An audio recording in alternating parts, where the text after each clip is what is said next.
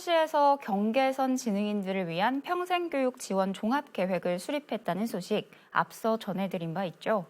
오늘은 경계선 지능인들이 사회 구성원으로 함께 살아갈 수 있도록 지원하는 서울시 경계선 지능인 평생교육센터에 대해 알아보는 시간을 가져봅니다.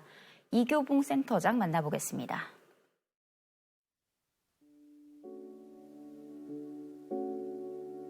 우리 센터는 서울시 조례 제정에 따라서 작년 6월 22일 날 개설을 이렇게 했습니다. 개설을 하고 나서 우리 센터의 명칭이 지향하듯이 경계선 지능인들의 평생교육지원센터입니다. 평생교육이라는 것은 그야말로 요람에서 무덤까지 평생 동안 지속적으로 이루어지는 어떤 교육을 지원하는 그런 의미를 이렇게 담고 있죠. 생애 주기에 맞는 평생교육 프로그램들을 이렇게 지원합니다. 그들의 발달적 특성에 맞춰서. 그 다음에 이제 두 번째로는 이 자립 역량을 키워주기 위해서 여러 가지 이 진로를 이렇게 개발해주고 또 거기에 따르는 어떤 직업 역량을 갖추기 위해서 취업 교육 이런 것들을 이렇게 해주고 또래 집단의 자조 모임을 통해서 서로 지지하고 격려하고 또 그 가운데 필요한 어떤 역량들을 개발해 나갈 수 있도록 그렇게 이제 자조 모임을 운영하고 부모들은 이 자녀를 이렇게 양육하는 과정에 대단히 또 어려움을 또 겪고 있습니다. 가족들이 이렇게 또 자조 모임도 이렇게 운영을 하고 있고 이거 외에 정신적으로 또 어려움을 겪을 수가 있습니다. 그런 대상에 대해서 우리 센터에서 상담을 통해서 이들에게 정서적인 안정과 또 필요하다면 그런 치유적인 이런 지원도 이렇게 연결하고 지원을 이렇게 합니다.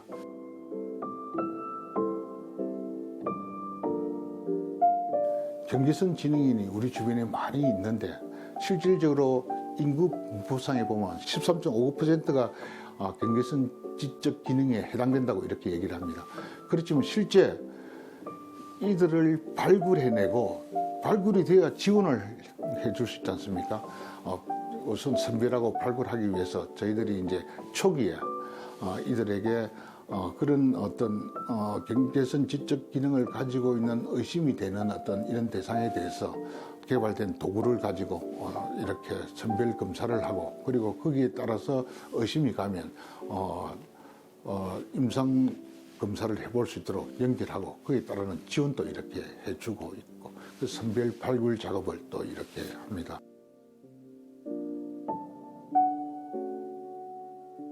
사실은 지금 현재 서울시가 가장 먼저 이들에 대한 관심을 가졌습니다.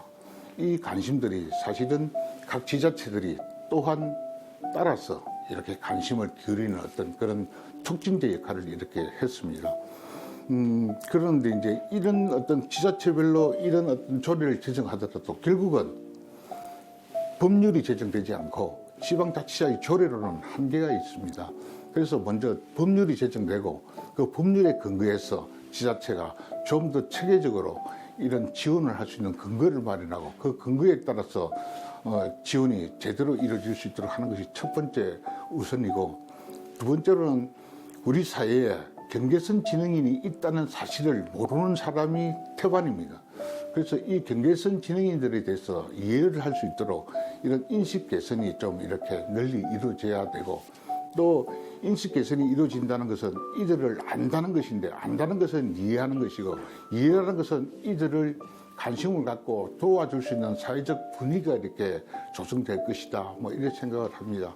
그래서 경계선 지능인이 우리 사회에 함께 살아가고 있다는 사실을 인식하고 넓히는데 이게 필요하지 않을까 생각을 이렇게 합니다.